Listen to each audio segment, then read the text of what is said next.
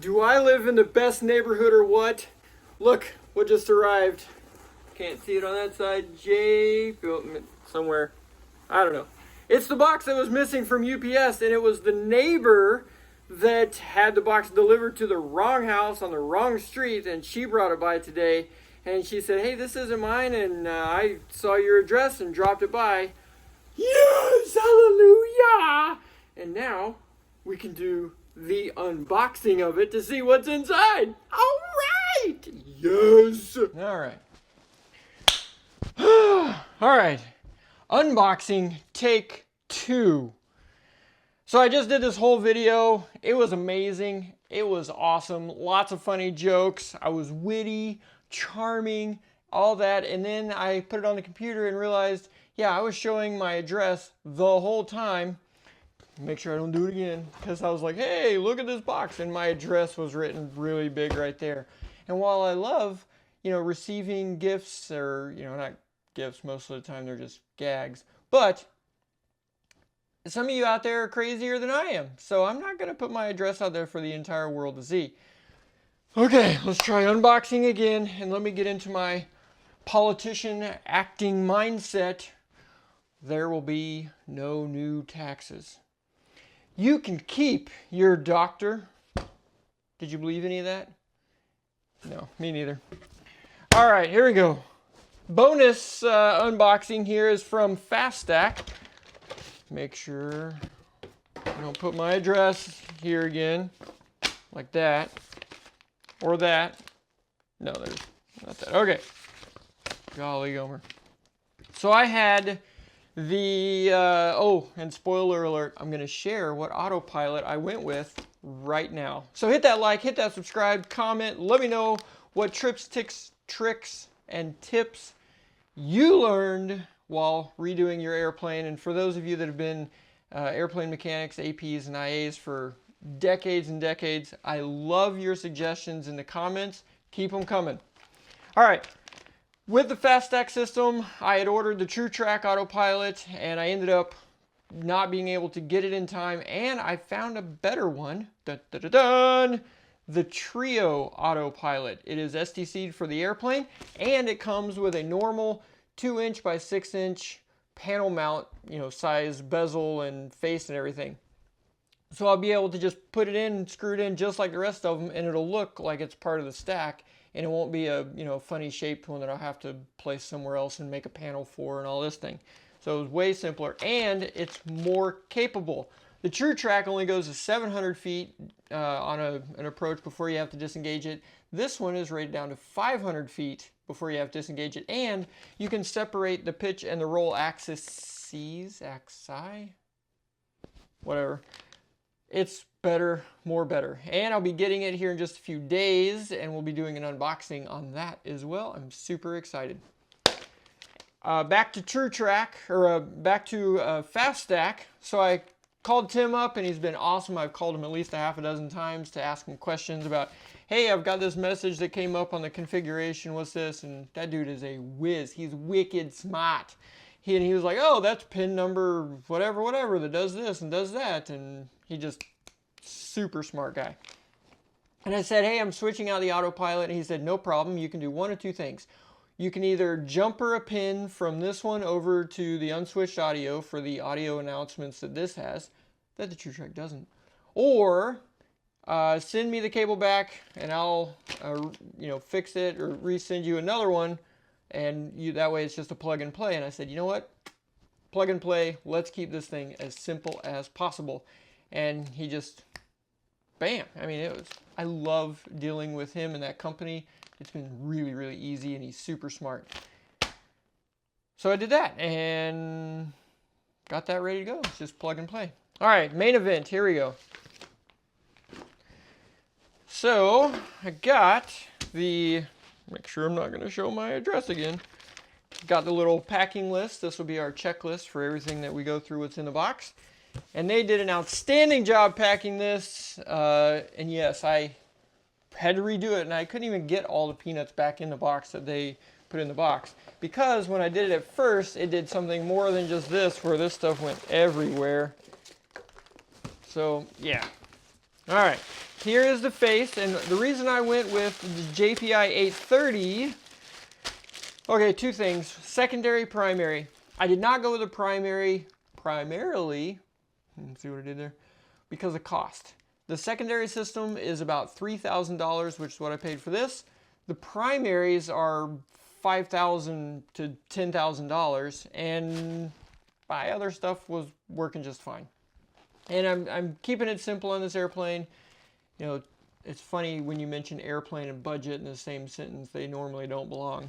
But that's what we're trying to do.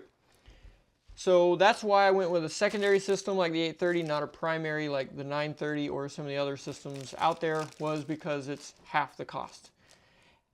The reason I went with JPI over the other competitors, Insight, and I think there was another one, I forget the name off the top of my head, is because of the screen. It's a square screen, and you can see more. See more? Feed me, Seymour. So the other ones are a normal 3-inch, what is that thing? 3 1/4, 3 1/2. I forget the exact measurement, but it's a normal gauge size, and they just try to cram too much on the screen. Whereas JPI went with a square one. It's still not super big, but it's big enough to do the job. That's funny. Get your mind out of the gutter, Jimmy.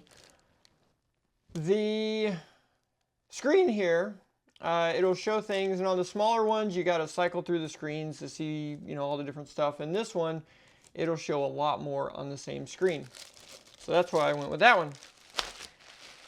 Anything else to say about that? Oh, the flush mount versus, you know, having it stick open. So the reason I did not go with a flush mount, two reasons. One is the little bracket thing was like $80 or something, and the other avionics and everything that are in the airplane are not flush mount. So they all stick out about the same amount, you know, this 1/2 inch or so, and this is going to be in that same stack, and it'll look more like it's part of it instead of it being a flush mount. So if you have everything else is sticking out and then this is kind of sunk in, it would kind of look funny. So gonna keep that out like that. All right, what else we got in the box here? More packing peanuts. I think the guys in shipping do this just to mess with you. I'm surprised they don't put glitter in it. That would be awesome. Power and ground harness. We've got a, what do we got here? It's another harness. Can read that. Oh, the GPS scan switch, fuel flow, that kind of stuff. And we got some probes here, some CHT probes. Those are always handy. Let's see what else do we got in here. And then we got your exhaust gas temperature probes. Then we got the harness that goes to all those things. This is the one that goes through the firewall and all that. Let's see, then we got the intake air temperature probe. And I can't remember if it's this one or the outside air temperature probe was the option. Either way, I went ahead and got it. It was only 165 bucks. And while I've got the entire airplane apart, go ahead and do it. And it's really good information to have either one of these. The outside is because you want to know for icing conditions and how hot it is and all that kind of thing. And the intake air temperature probe, same deal. You want to know what the temperature your air and your engine is, so you know if you're going to be running into some potential issues. And that's this whole thing. It's a $3,000 insurance policy on a $60,000 engine. So my view is 2% is very, very well spent. Then we got an RPM sensor to know how fast we're going. Oil temperature probe. Yep. And oil pressure sender. So I've got Big Brother looking after you, Mr. Oil Gauge, that gave me so many issues. So I'm gonna trust but verify right here. All right. Let's see, what do we got? We got another harness in here. This is, yep, this is your brother here. This is the oil pressure and map and all that stuff. And then we got the CHT gasket probe kit. So that comes in there. And more of these peanuts. Fuel flow transducer, so we know how much our engine is drinking. Ooh, that's a good idea. Holy water, good stuff. All right. Can't tell. Oh, something flew out of there. What was it? Here it is. Manifold air pressure sensor. That's probably not a good thing to drop, is it? So that's, you know what that is. Then we got more stuff. What is this? We got anything else? Nope. Okay.